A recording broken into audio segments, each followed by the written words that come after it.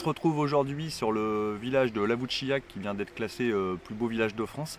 Hier on a fait une longue journée de pêche avec Julien et Stéphane pour essayer d'attraper quelques ombres communs.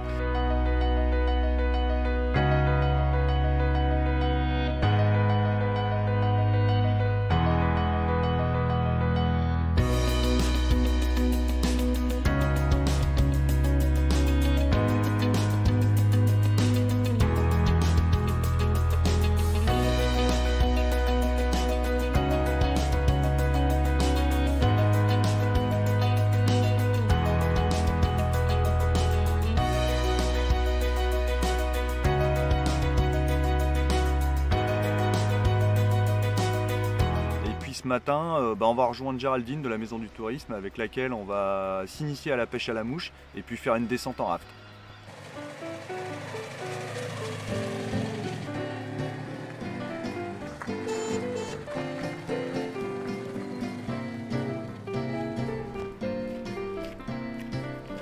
Salut Géraldine. Salut Yann. Ça va bien? Ça va et toi? Bon alors, cette douche ça tourne? Eh ben ouais, ça tourne, il y a un coup de main à prendre, mais ça tourne. Bon, c'est bien, ça va être comme pour la pêche au final. Peut-être. Bon, tu te rappelles ce que tu es venu faire? Petite Ouais. journée à la pêche, initiation de pêche à la mouche. Tu verras, je t'ai prévu une grosse surprise qui est juste à côté de nous ici. Pour l'initiation de pêche à la mouche, je t'ai prévu quand même un minimum de matériel. Donc tu auras une paire de waders, un gilet de pêche, une canne à pêche et puis la petite surprise du jour, ce sera une descente en canoë qui va agrémenter notre sortie de pêche en espérant qu'on passe une bonne journée. On mettra les gilets par souci de sécurité et puis il n'y a plus qu'à. Bon, prometteur. Ok, c'est parti.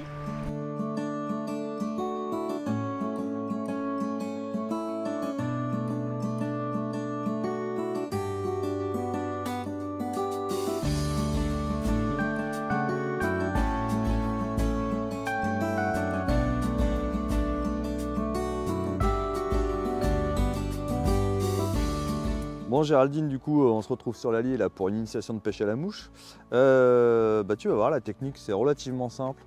Il va juste falloir poser une mouche sur l'eau pour qu'un poisson soit susceptible d'attraper cette mouche. Donc on va pas pêcher avec des vraies mouches parce que ça va être trop dur de les attraper. Je vais te montrer, on a ce qu'on appelle des mouches artificielles. Donc tu vas faire ton choix dans cette boîte. Et puis tu vas prendre la mouche que tu as envie et on va la mettre au bout du fil et puis après c'est parti. Ok. Bon, t'as choisi celle-ci? Allez, c'est parti. Donc Géraldine, là la canne, spécifiquement pour la mouche, tu vas la prendre comme ça, comme si tu prenais un marteau. Donc de la main droite. De la main droite, comme ça tu te positionnes. Ok? Jusque là tout va bien. Après, tu vas écarter ta main comme ça, et puis tu vas imaginer un cadran. Ok? Donc là regarde, tu seras sur l'aiguille de midi, là tu seras à 11 h. Et là, tu seras à 13 h. Ok? Donc le but, je vais te le montrer, je te reprends la canne, c'est que tu sois comme ça, 11 h, 13 h, 11 h, 13 h, 11 h, 13 h. Une fois que tu as fini, tu poses. Et la mouche, tu vois, tu la vois, Oui, elle oui. va se poser sur l'eau. À toi.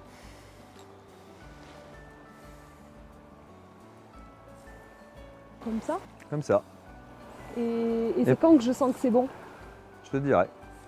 Vas-y. Pas mal ça. Eh ben impeccable, tu vois.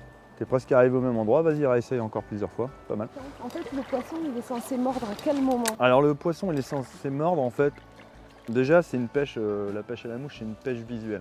Donc là, quand tu pêches à la mouche sèche, ça veut dire qu'il faut que tu repères le gobage. Ça veut dire qu'il faut que tu vois un poisson. Tout le monde sait ce que c'est un gobage à peu près, c'est le petit rond qui se forme dans l'eau au moment où le poisson attrape l'insecte. Et ce qui est assez compliqué dans cette pêche, c'est de trouver la bonne veine sur laquelle est le poisson et de présenter la mouche comme il faut.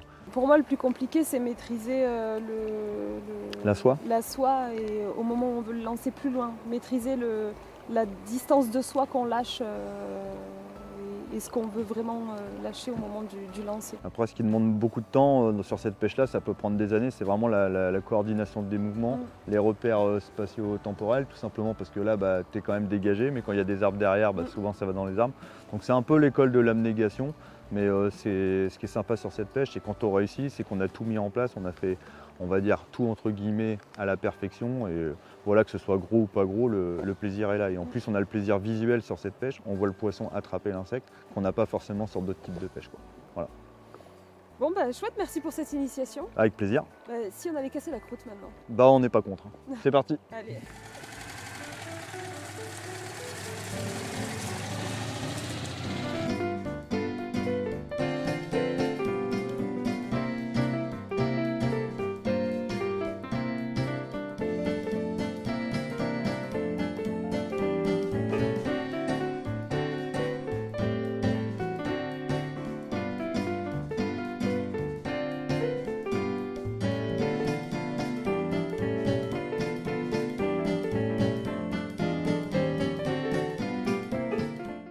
Alors après cette partie de pêche ce matin et ce petit casse-croûte, on est maintenant à La Voûte-Chiac même, parce que le village a été dernièrement labellisé plus beau village de France, notamment grâce à son patrimoine qui est pour le moins atypique. Le village s'organise en effet en 2 quartiers séparés par un pont médiéval à 4 arches, avec d'un côté en rive droite le quartier ancien dit des Barris, et cette raboule mystérieuse, c'est celui aussi sur lequel se trouve le prieuré clunisien qui a été fondé au XIe siècle. Et en rive gauche, le quartier qui est un peu plus récent, qui est caractérisé par ces maisons longilignes avec ces hautes façades qui sont là pour échapper aux crues de l'Allier, qui sont parfois violentes.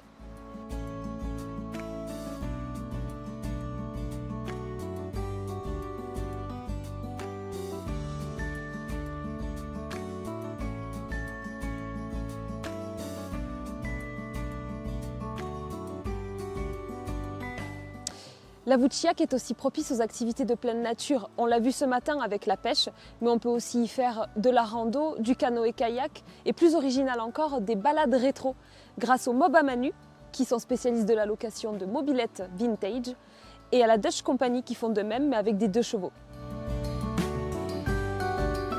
La voûte est en effet un vrai paradis naturel.